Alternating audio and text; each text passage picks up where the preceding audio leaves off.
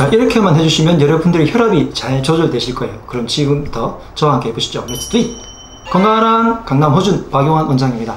혈압 환자분들이 굉장히 많이 늘어나고 있습니다. 물론 고혈압 환자분들은 문제지만 저혈압 환자분들도 힘들죠.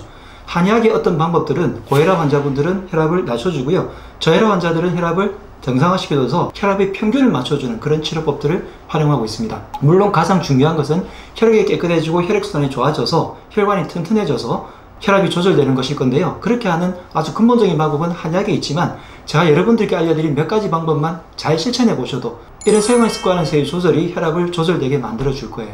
지금까지는 몇 가지씩 이렇게 따로 떼서 알려드렸는데 이번 편에서는 종합적으로 해보시고요, 이 중에서 여러분들께서 바로바로 실천하실 수 있는 3가지를 한번 선택해서 오늘부터 바로 매일마다 해보시기 바랍니다. 이 방법은 연구라든지 여러가지 실험을 통해서 과학적으로 입증된 연구 방법들과 함께 한의학에서 임상적으로 많은 환자분들께 실제적으로 해봤을 때 효과 있는 방법들을 정리해서 알려드리는 겁니다. 그럼 저와 함께 해보시죠. 첫 번째 여러분들께 권해드리고 싶은 것은 종아리 마사지예요. 종아리 마사지를 꾸준하게 해보시면요, 수축기 혈압이 160인 정도이신 분들이 한 2-3주 지나게 되면 10 정도는 좀 조절된다는 그런 연구 결과가 많습니다. 그래서 첫 번째 종아리를 발 뒤쪽부터요 이렇게 쭉쭉 따라 올라가는데 아킬레스건의 뒤쪽에서부터 종아리 중앙에 각 갈라진 부분에 있는 그 부분까지 꾹꾹 눌러서 이렇게 착착 올라가시고요, 그러다가 종아리에서 양쪽으로 알이 갈라진 그 부분 있죠, 그 부분은 승산혈이라고 그러는데 이 부분에서는 조금 더 깊숙하게 몇 차례 눌러가지고 자극을 주시면 훨씬 더 다리가 편안해지면서 이 부분이 혈압을 조절해주는, 우리 몸에서 혈액순환을 조절해주는 아주 중요한 키포인트가 됩니다. 그리고 정강이뼈 안쪽도 마찬가지예요. 정강이뼈 안쪽도 밑에서부터 위쪽으로 꾹꾹 눌러서 올라가주면 이 부분의 혈액순환이 좋아지면서 종아리 전체의 가자미근, 비복사근 이런 부분들이 다 함께 좋아지면서 혈액순환이 더 도움이 될 거예요. 종아리 바깥쪽의 정강이 부분은 콩콩콩 손으로 두드려서 이렇게 해주는 것만으로도 피로도 풀리고 종아리 전체에 또 적당한 자극을 줄 수 있게 됩니다. 만약에 이런 방법들이 조금 힘드시다면 그냥 손을 뒤에다 두고요, 다리를 그냥 툭툭 차주는 방법으로 이렇게 해서 발목 펌프 운동을 간접적으로 해주는 방법도 있고요, 물론 제가 발목 펌프 운동을 알려드린 것처럼 그렇게 정상적으로 해주시게 되면 종아리가 훨씬 더 잘 관리가 되어서 혈압 조절에 도움이 되실 거예요. 두 번째 방법은 등척성 운동이라는 방법이 있습니다. 등장성 운동이라고 하는 것은 길이를 쭉쭉 늘리는 거고요, 등척성 운동이라고 하는 것은 길이는 그대로 있는데 힘을 주는 운동이죠. 그런 운동 방법 중에서 가장 쉬운 게 철봉에 그냥 매달려 있기 혹은 오래 버티고 있기, 이런 것도 등척성 운동이고요, 플랭크라든지 요가 동작에서 어떤 동작을 하고 가만히 있는 것들도 다 등척성 운동에 속할 수 있습니다. 일반적으로 같은 시간을 했을 때 유산소 운동이 3 정도를 내린다면요, 움직이면서 하는 근력 운동은 1에서 1.5 정도를 내릴 수 있고요, 등척성 운동을 하게 되면 10 정도를 움직일 수 있다고 하니까 혈압 환자분들께는 조금 더 등척성 운동이 도움이 되지 않을까 생각이 들고요, 등척성 운동을 여러가지 하는 방법으로 좋긴 하지만 가장 쉽게 할 수 있는 방법이 뭐냐면 주먹을 꽉 쥐고 몸에 힘을 주는 거예요.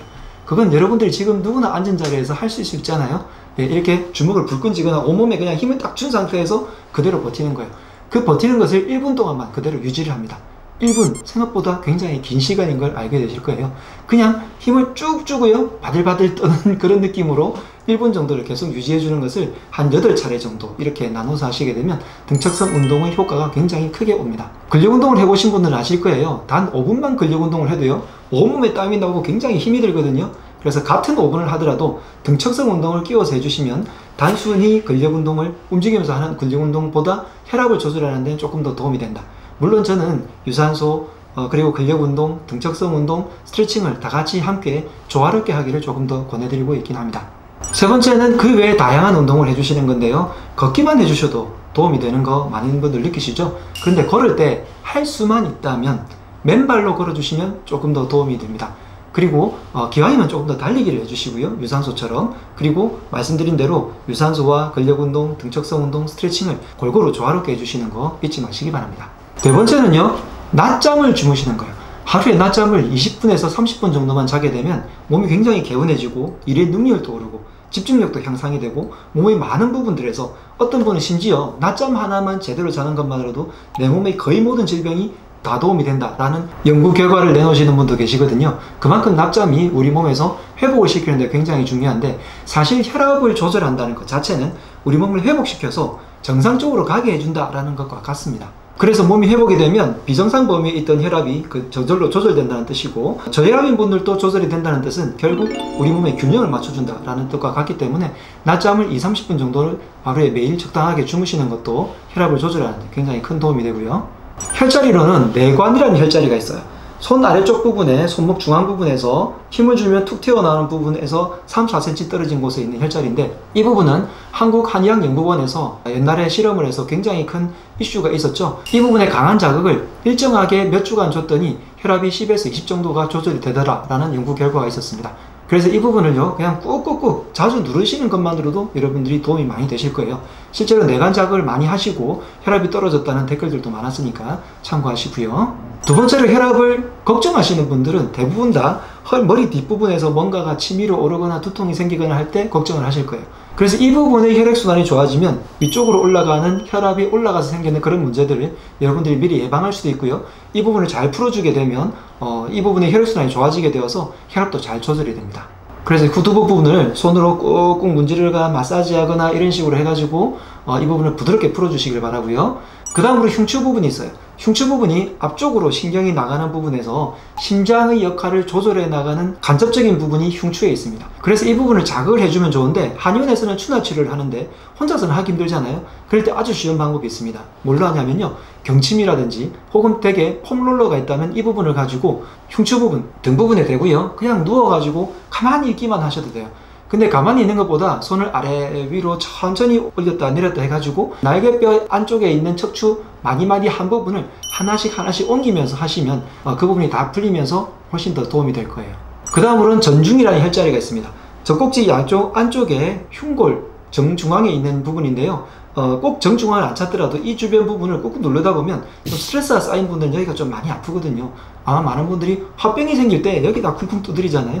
그 부분입니다. 그 부분을 양손을 가져다 대시고 호흡을 천천히 하면서 가만히 있거나 혹은 위아래로 살살 쓰다듬으면서 나에게 괜찮다, 평소에 힘들었지 라는 이런 말들을 쭉 해주면서 마음을 안정시키는 것만으로도요, 혈압 자체가 쑥 떨어지면서 안정이 되고 우리 몸의 정상화를 회복을 하는데 훨씬 더 좋고요.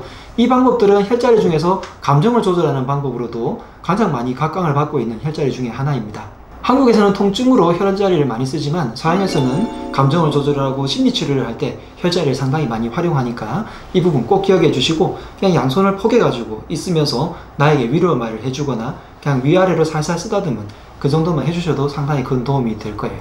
마지막으로 알려드리고 싶은 방법은 복식 호흡을 하는 거예요. 배로 호흡을 하는 건데, 많은 분들이 커가면서 가슴으로 호흡을 하게 돼요. 보통 흉곽 호흡, 흉식 호흡이라고 그러죠. 흉식 호흡을 하게 되면 숨을 쉴 때 이렇게 이 부분이 커지게 됩니다. 물론 우리가 숨을 쉬면 당연히 여기가 벌어지니까 숨이 들어오는 거긴 하지만, 여기뿐만이 아니라 횡격막을 밑으로 쭉 내려가지고 숨을 더 깊이 아래쪽으로 내리게 되면 복식 호흡이 되게 되고, 그렇게 됨으로 인해 가지고 우리 몸의 자율신경 전체가 조절이 되는, 특히 항상 우리가 교감신경이 흥분되잖아요. 그런데 이렇게 하면 부교감신경이 조금 더 활성화가 되고 더 안정화가 되는 경향이 있어요.